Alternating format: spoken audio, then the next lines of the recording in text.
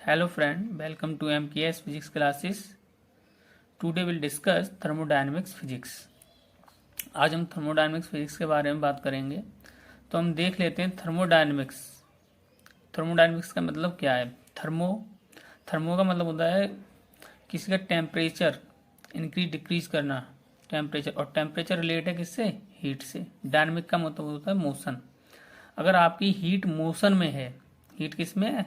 Motion में है, तो this is called thermodynamics. Motion of heat is called thermodynamics. अब थर्मोडायनेमिक्स में सबसे इंपॉर्टेंट पार्ट है हमारा सिस्टम। तो सिस्टम को हम समझते हैं, the substance involved in physical and और chemical changes is known as system.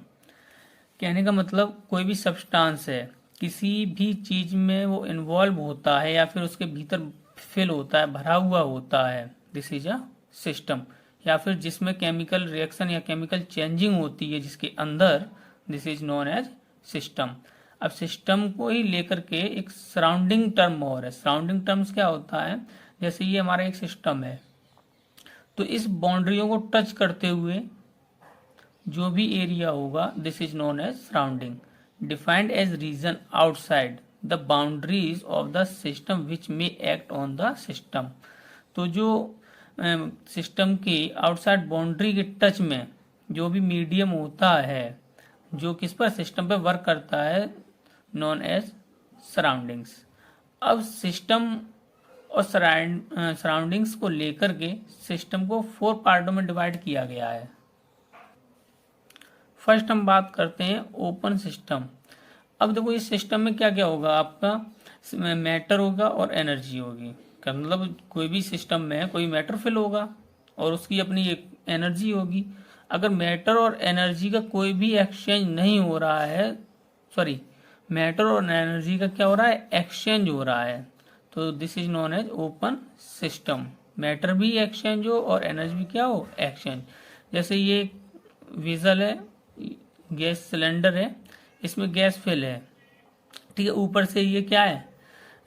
Open है। क्या है? ओपन है। अब गैस क्या होगी? गैस सराउंडिंग, सॉरी, सिस्टम से कहाँ जाएगी? सराउंडिंग में। ये आसपास की क्या है? ये सराउंडिंग। तो गैस किस में जाएगी? सराउंडिंग में। तो देखो गैस की यूनिटी भी चेंज हो रही है, हो रही कि नहीं हो रही है? और गैस जब सराउंडिंग में भी जा रही है तो एनर्जी भी इसकी क्या हो रही है? एक्सचेंज हो रही है। और मैटर भी क्या हो रहा है? एक्सचेंज, क्योंकि ये गैस है।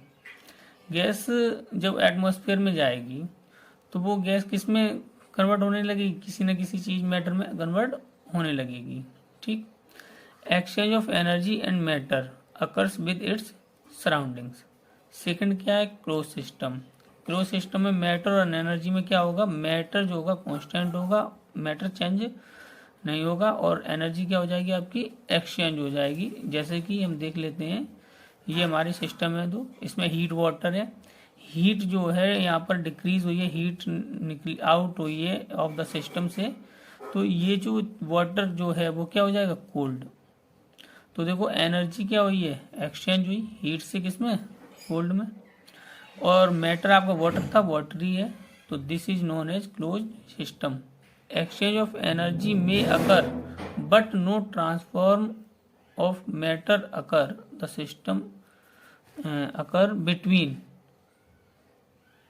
Sorry, exchange of energy may occur but no transfer of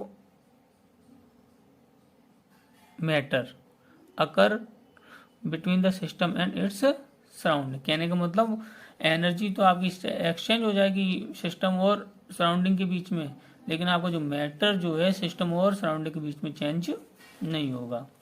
third है थर्मली आइसोलेटेड सिस्टम।